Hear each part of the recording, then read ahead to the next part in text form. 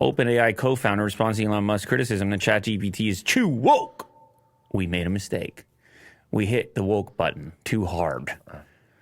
We were just like... They're like, whoa! Hey, man, you hit it like too many times. Yeah, you touched a nerve. You overwoke. You need to underwoke now. And they're like, beep, beep, beep, beep, beep. Oh, we went too far. Trump City. Kanye City. OpenAI co-founder admitted to the startup made a mistake in response to Musk's criticism for ChatGPT. Musk has repeatedly criticized the chatbot for its woke responses. As more users test out AI chatbots, they have begun to roll out various constraints. No, I will not write a poem about Donald Trump. No, I will not. But Biden. Oh, Biden. Yeah. Right all day. Oh, don't get me started on my boy Biden. Don't get me started. I'm ChatGPT, and I like me a Biden. Why is he a redneck? Yeah, that's the opposite, right? I don't know. I like ChatGPT being able to be all personalities. Okay, yeah. Could be British. Yeah, it has been. I think on this show, I think it's been British. Well, everything's... Could be a rapper. Everything's been British on this show at one point or another. Otherwise, I'm not doing a good job. Yeah, no.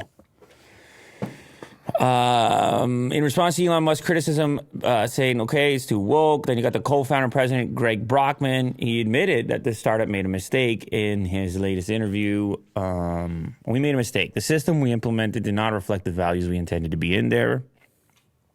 And I think we were not fast enough to address that. And I think that's a legitimate criticism of us. Oh, you love it when they do this, don't you? Well, you love it when they say, you know what? Good point. The company comes out, they got billions and billions of dollars. The whole world is talking about them. He could easily come out and go, hey, step off, Elon. ChatGPT, I'm the future. And he doesn't. He comes out and says, good point. Yeah. Good point. Now, maybe, I don't know, sometimes people tune in to the beef, but it wasn't Elon exclusively, and I think that's what matters, is there was a lot of people pointing out that this thing needed to be finely tuned and adjusted because people weren't going to trust it. People are just going to be like, how can I use this thing? It's got all these rules, and I can't see what the rules are. You didn't send me the code. TOS. Yeah, what can it do and not do, and... Does it have any kind of bias? What is the human input? And so on and so forth. Last month, screenshots of ChatGPT conversations circulated on Twitter showing the chatbot declining to generate positive poem about Donald Trump, stating it wasn't programmed to create partisan or biased political content. Okay, you're like, yeah, all right, well, that should be across the board.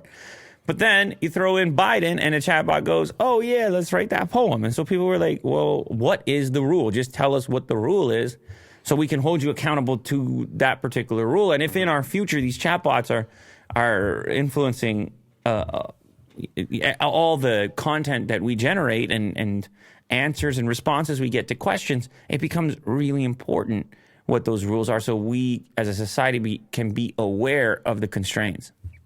Yeah, I just heard that Bing just surpassed 100 million users. And it's a big part because of ChatGPT. So, I mean, someone's using it. ChatGPT? And someone are being influenced by it. Oh, people are using ChatGPT, man. Yeah. Oh, absolutely. Are you kidding me? It's grow faster than social media. It's a bonanza. Yeah. It's a bonanza. What's my kid's list word?